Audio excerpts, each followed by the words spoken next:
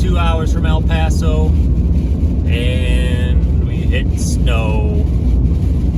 This sucks, and it's windy too. Hey everybody, it's TK. And Earl here, and we're going to take you on a tour of Mission RV Park in El Paso, Texas. Thank you to everybody who has already subscribed to our channel. It really means a lot to us. We were leaving Fort Davis, heading towards El Paso, and we decided to clean everything up, get everything ready Saturday night, so we're ready to go first thing in the morning, Sunday morning, before the snowstorm hit. And started off really well.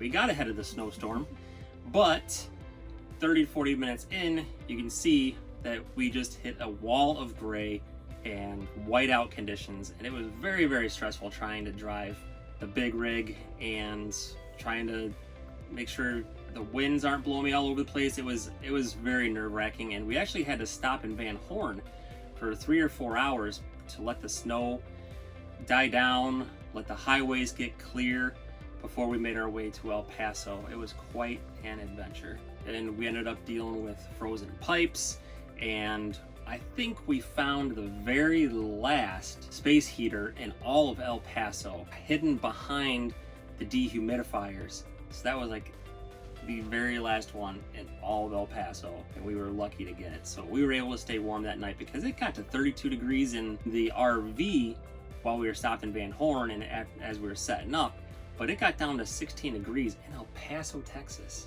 That was really a cool. rude awakening to Texas, leaving Fort Davis and heading into El Paso, because we purposefully left Illinois because of the weather in Illinois, and we're like, why did it follow us to Texas? We obviously did not really know how Texas works. So, but then after that first day in El Paso, things started to warm up. We had full hookups, and we had 50 amp service, we had water, we had sewer. Here's Brian doing some dumping.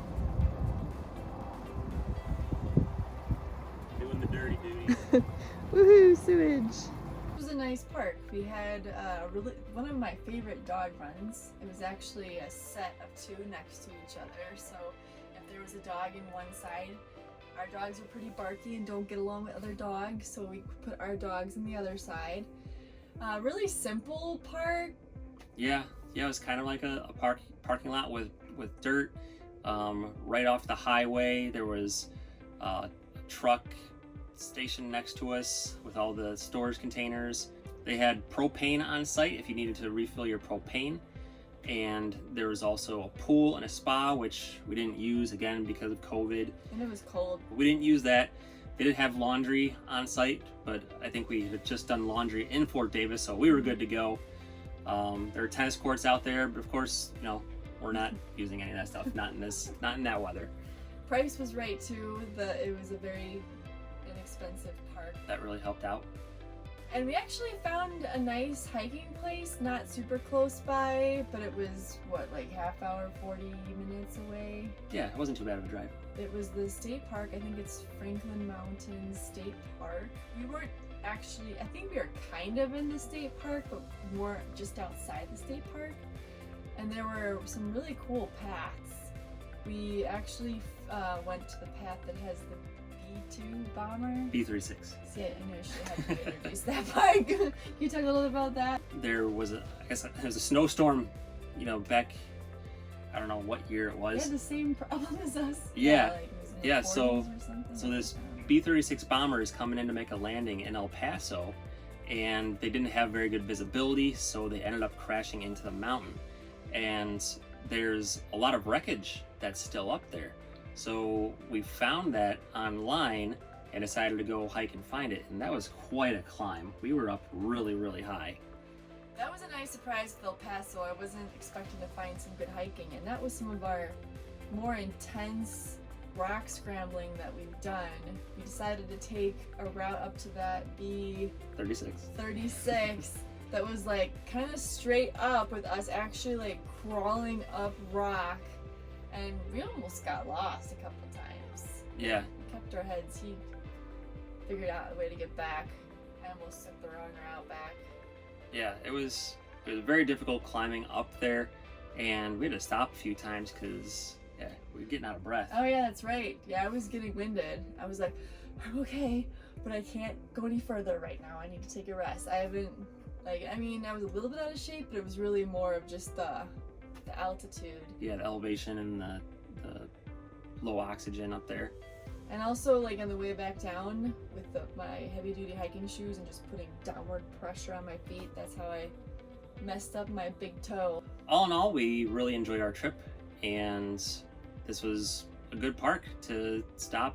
We could stay there for a week or so, and yeah, it's definitely inexpensive and good choice. Yeah, we could probably come back, particularly when we go back to Big Bend. I'm sure we'll be back to Big Bend and to Arizona, so it's really a nice on-the-way spot.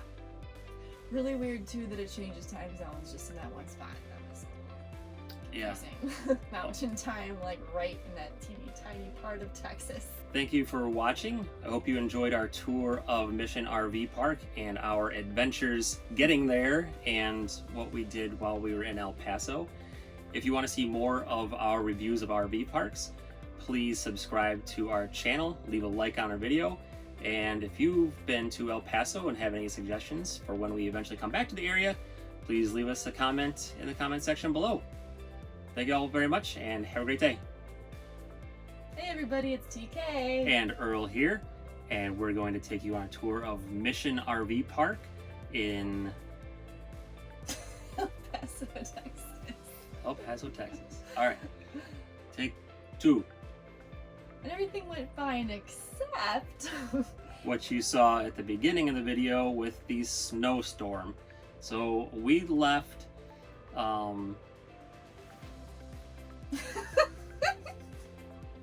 We're gonna get so good outtakes from this. all right, ready?